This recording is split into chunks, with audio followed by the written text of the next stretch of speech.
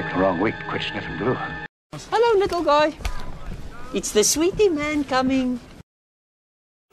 Well, welcome back. It is the first, it is the second week in March, second full week in March, and 2018. Geez, the years have gone by. And yes, it is the welcome return. Spring is in the air, although you can't tell it because it's cold, wet, raining, threatening snow flurries tonight. Gah, it's just a horrible day to get out of bed. Plus, I lost an hour of sleep because of the daylight saving time return, and it's miserable out. But as you can tell by what's on the table, it is the welcome return of Christopher Johnson. Now, over the weekend, I did a little bit of playing around with chipping medium, something else I'd like, a technique I've been wanting to try. So I took this road sign, which has been painted on the back, and I painted on the front, did exactly what the chipping medium says you're supposed to do. I painted the silver underneath it, the aluminum color of the sign, and I put the chipping medium down, and then I've painted the white over top of that, and I've got to paint the red and black detail in the sign itself. And then we'll see if I can activate the chipping medium and have that work out. So that's project one, experiment number one. And I'm back at this. I'm working on the trash here. Printed these out quite a while ago. These are the cat food labels to go on the cat food cans. And I'm going to try some various aging techniques to see if I can get that to work. And I've pulled out some grime and mud and other effects paints that I'm going to try to do on the dirt and the soil and all of that. So it's an experiment in many ways, but happy to get back to it. Well, good morning. It is Tuesday, and work is progressing on Christopher Johnson, and what a work it is. Now, I'm trying to come up with the best combination of washes and top coatings and dry coatings as I can to simulate his overall look in the movie. It's going to be very difficult to find a pinpointed look in a particular scene and say, yes, that's the definitive Christopher Johnson, because the nature, and without getting into a long-winded excuse here, the nature of CGI creatures is that they can change and vary wildly from shot to shot. It's not like a physical model that's built once, painted once, and stuck under a light and shot. CG characters and ships can look different under different circumstances, and you're left with trying to come up with a Christopher Johnson that gives you the impression of Christopher Johnson. Oh, yes, I'm sorry, new teeth. So that when someone looks at that, they'll say that's Christopher Johnson, or they'll say that's the prawn, or they'll say that's that guy from District 9, if they don't know the character's name. But something that gives the look of the character without necessarily duplicating every little zit and blemish and freckle, because that's just not going to be humanly feasible, I don't think. Your goal should be, if I can make it look like what most people remember the character looking like, then I'm happy, and that's basically where I'm at right now. And the face textures and the skin textures are going to be, and no pun intended, they're going to be one animal, and the clothing is another animal. And I think the clothing may even be an easier turnout because it's easier to duplicate a known thing than it is to duplicate something that is an unknown thing, which would be the texture and skin coloration. And especially since of all of the prawns or all of the alien characters in District 9, Christopher Johnson had probably the least amount of tribal scarring and obvious skin tone things. He was more I hate to use the term a generic character, but he was. A lot of the other characters had more wild, definitive stripes and dots on them, and I think that was in an effort to be able to tell them apart, whereas Christopher Johnson had the vest and the clothing, and of course was in scenes with Wickus, and you knew him because of that. So what I'm trying to do now to get back to get out of my head and get back into the actual modeling is I went with a base color, which was this green here, and then I went over a brush coat, or I doppled on a coat of this weathering effect, which is light brown splash onto the top of it to give the mottled look of it. Try to bring out some of the highlights. Let me see, up in here you can see the brown mud over top of the dark green, and that is evident in some of the pictures I've seen of, or the screen caps you see. He does have more of a muddy overlay on top of his dark green color. And then on top of that, I took a mixture of some of the grimes and zoom back out, some of the streaking grimes and the oil mixes to give that more of an insect sheen to them. And I've sprayed that over rather liberally, and that has settled down into the shadows and the creases, and it's given me a look I like on that. And I'm thinking one more, or maybe a couple more very, very dry brush mottled bits on the top to bring out some of the high spots again will be just the ticket. And then once I get a technique and a combination of colors that I like, I could carry that down over the rest of them, over the rest of the body. But I find it easier to concentrate on one spot and get that looking the way that I like. And really, that spot is kind of that shoulder there. I'm liking the effects of that. So if I get that to the spot where I like it, then I can try to carry that over the rest of the body, rather than trying to paint all of the body one color and then go over all of the body again with another color. I find it easier to break it into smaller chunks that I can concentrate on. And at this point, I'm going to let that dry for a little bit before I come back to it. The glossy coats are kind of sticky. I mean, they'll dry glossy, but they're kind of sticky still at this point. So best to let that dry. And I've got him propped up so that he doesn't take another face plant to where I lose all of his antennae again. So let him dry for a bit, and I'll come back. And I've also got the arms kind of taken off to the side so I can experiment on them and find a color combination that I like. And that's the sign that I put the chipping fluid on. Yeah, I still have to paint the black bits on. Well, good morning. It is Wednesday, and work is continuing on Christopher Johnson today. And what I did this morning was to take the lessons learned from yesterday on the torso and the head, and take those down the legs. I got his belly and his thorax and his legs all carried over with that same scheme, and over onto the hands, arms, and the hands that is on the gun, which is kind of important. You don't forget that guy.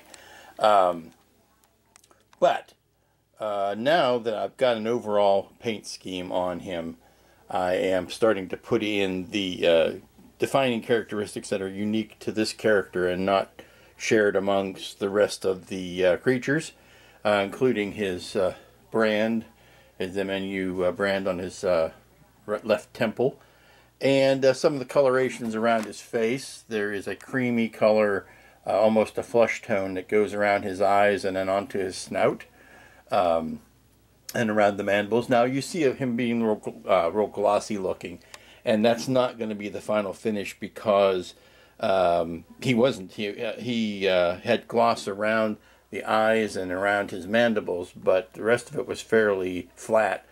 But the nature of the weathering effects is making him glossy, so I'll hit him with a dull coat after I get rest of the colors masked in. And I'm starting to play with the colors on his clothing. There is a liner, a light, almost a white liner on his red vest that I'm playing with, and of course I'll dirty that down, but yeah, you kind of have to put it in with the proper color before you dirty it. And then he's got his weird jogging pants on to worry about. But I'm letting that dry now, coming back to it in a bit later. There is the same thing going on here where these scraps of cloth on his arms will need to be painted in. But I'm trying to get the colors of the arms masked in first. And that's basically how it's going. And then whatever colors I have left over when I'm spraying here, I kind of bring down to the base, because the base is going to be an amalgam of every color that I'm using, although I'm going to try to make it look different than him, only because I want the opportunity to play up the contrast. But it's mud. It's South African mud with some magazines and newspapers on the ground, and the cat food cans, and the big sign that sticks up that I haven't gotten any further with. So that's where I'm at today. Well, that was fun. I was having one of those days. I looked up, and I was working on the kit and looked up and realized hours had gone by. I like days like that. I can zone out, take my mind off the troubles of the day, and just get into a zone and paint. So that was fun. I did some, since the last you saw it maybe, I did some more work on his vest, including the brown packing tape and the, I don't know why the colors are not showing up very accurately today on the camera. We'll have to see how the video playback works that way, but maybe I might want to take them outside if it weren't so bloody cold out today, to get some actual color. Maybe let's do that. Okay, now I'm going to make this quick because it's bright out, but it's chilly. And now you can see some of the actual color on him, and the details on his vest that I'm working on, and down into the pants and onto the legs. And you can hear the birds busily singing in the background, and maybe even catch a squirrel or two. But coming along, there's the MNU brand on his forehead, and you're catching the light catches the little zipper runners, so those little bits of metal stand out. And again, like I said earlier, the gloss that you see won't be there for a lot of it, except for around his eyes and his mandibles and snoot, because of the that's more down to the effect of the washes that I'm using. So shut up, birds! I'm trying to run a video here. I'm putting off painting the eyes, as you might have guessed, because I'm a coward. But trying to be very careful as I am moving him about, so that I don't mess up his antenna, because they're very, very fragile. There's the back, of course. Okay, back inside. And of course, one little prawn is not enough for me to be working on all week by myself. So yes, I am getting back into doing the eyes and teeth and finishing up Slimer. You can see him laid out on the table, and about the only way I can work on him. But I'm adding the gingivitis and the staining around his teeth, and maybe I'll even get into painting the eyes. Ooh, won't that be scary? But yeah, something else that needed to be taken care of. And we're back in the warm confines of the painting room, and now that, of course, you take your stuff out in the sunlight to see how it looks, because you can get kind of lost in the weeds when you are painting, and you get obsessed with how the lighting works over top of your desktop, and not necessarily how it looks when you take it out in the sun. So it's good to get out once in a while, change the lighting, take a look at your work under different circumstances to see how best it's going to look. I mean, I know people who know what the lighting is at the Wonderfest in the ballroom, because it's been the same for the last 20 years. And I know it's a heavily yellow fluorescent lighting, and or I don't know whether it's fluorescent, but it's a heavily yellow lighting setup in there. So they will paint their kits in a similar lighting setup to maximize how good it looks in that particular setting. So lighting does play a big part in it. So keep that in mind, kids. Just your thought for today. Okay, I've just come back in from hitting him with a nice flat coat, and I think that's knocked down the colors appropriately. And then I went in and did some detail painting on his ragged little pantaloons. I still need to do some highlighting on those. I've kind of losing the color there that I want to retain. It was starting to get muddy and all very samey, so I need to put some highlights and some contrast in there. But yeah, smiling face is coming along nicely. I'm trying not to do too much because then I get, like I said, I get lost in the weeds and I forget where I'm at. Well, good morning. It is Thursday and we're back to work on this wee little fella. And I'm to the point now where I'm looking at him and thinking, well, how much is there left to do? Obviously, I've got a ton of stuff to do on the base, but I'm talking about him, he himself, because I don't want to overwork. Don't want to overwork the poor guy. I know I've neglected him long enough, but I don't want to make up for it by, you know, just lavishing paint on him for the sake of doing it. So I think I'm to the point now where I need to go back and maybe watch the film again, selected scenes, and recheck to see if there's any colors that I'm missing or any distinguishing features. I'm still working on his lower legs because you may see they have the gloss on them still, because actually that's where I hold him. I hold him by the drumstick here when I am when I'm spraying the rest of it. So I have to give up my good point of contact there and hold him up higher when I'm spraying the legs. So there's bits around his groinal pelvis region that I need to work on, particularly on the carefully setting him down, particularly on the insides there where they meet the remnants of his pants that I need to work on. But like I said, now I need to go back and check the film to see check the tape to see if there's any specifics that I'm missing. I got to go back in and repaint the white highlights, or the light whitest. I'm going to make that a light gray highlights on his jacket, and then I'm leaving the eyes for last because I'm scared. I'm scared of them.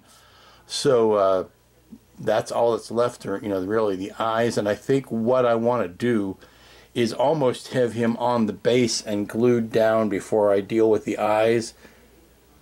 Well, no, let me think about that, because I'm thinking of what's going to be the best way for me to have the access. And I think holding him up, and once I attach him to the base, he's going to be tougher to move around.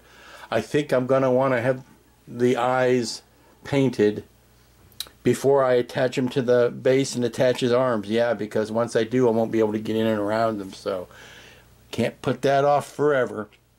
So let me touch up his jacket and his drawers, and then I'll see what needs done on his lower appendages. I want to splash some mud up in there, obviously. Some of the dirt that's on the base I want to splash up on his legs. So that'll be fun, but I want to make sure I've got it all painted before I do that. One thing I want to do now is I want to put some color on this ring. And I want it to be a contrasting color to what everything else is, because that's a heck of a lot of yellows and greens. And this is a lot of muddy browns and whatnot. So I'm thinking of blue, just something to break it up. But I don't know exactly. I don't want to do anything pastel because that would be stupid. But I want to put a color on here to break up all of the drabs that this could really, it could go down that road of just being too drab if you don't take care of it. So let me play with an idea here. There you go. I think that's a nice compromise. It's a blue, but it's not a bright happy blue. It's the Vallejo Air Hellblau blue. That it's got some yellows tones to it, but it's not a happy sky blue either. But I can go in now and paint some detail on that and make a happy little base out of it. And it's different enough from the tones of Christopher Johnson that it won't be jarring, but at the same time it is definitely away from the color scheme we've established. Okay, granted, this is sort of a friend of a friend of a friend told me, third generation.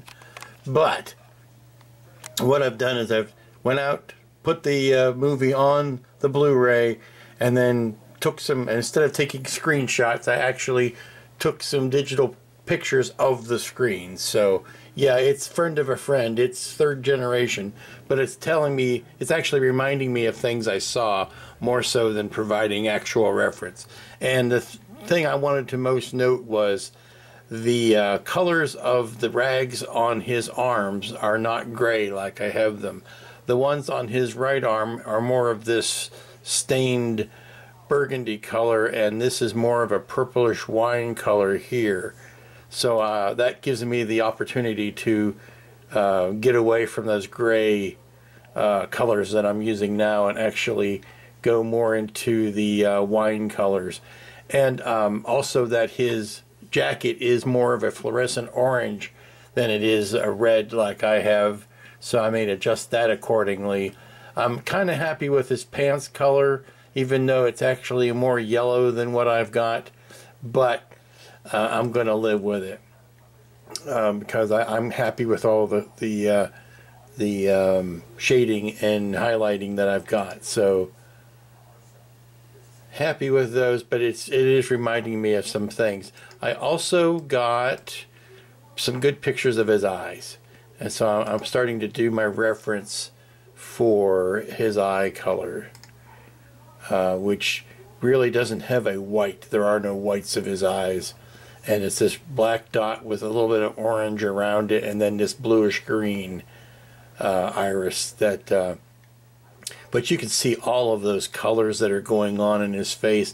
I'm never going to be able to duplicate all of that, so I'll be happy to get, you know, just the indication of some of that going on. But here you can see that the black iris here, pupil, and a brownish orange, and then a bluish green, and then just not where normal whites of the eyes would be. It's more of a brown, same color as the skin around his eyes. So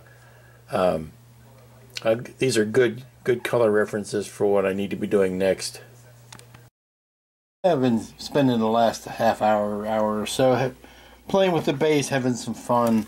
I had printed out these cat food labels a long time ago, and what it is, basically just wrapped them around the cans that are molded into base, and we'll see how well they hold up. But actually, the more distressed they are, the better. Looks pretty good. A little bit of putty there. I'm just sopping them in there with some white canopy glue, and then I'll spray a clear over them when they're done, because the canopy glue is going to dry glossy, and I don't want that to happen. So I will go back in and flat over top of that. But playing with the base, having some fun. I put some more orange on the vest, and I changed the colors of the arm cloths, or arm, hate to use the term armbands, but that's basically what they are, the swatches of cloth that are on the arms, and I just have to age those in. But put the base color on, and that's and played a little bit more with the legs. Let's see, anything else around the front. Yeah, played a little bit more with the vest, and that's pretty much it. So time to sock it in for the evening, I think. Good morning, it's Friday, it's the last work day of the week, and I'm staring down the barrel of this fine young gentleman. Did a little bit of work this morning. Before I turned the camera on, I did some weathering on the new colors of the scraps on both of his arms. I've got the hand and this arm reattached to the gun. That's fairly important. I am starting to work on the eyes, and by starting, I mean I am fretting about it a bunch because it's not going as easily as I had hoped. I've already painted them over once or twice by now. You can see the indications.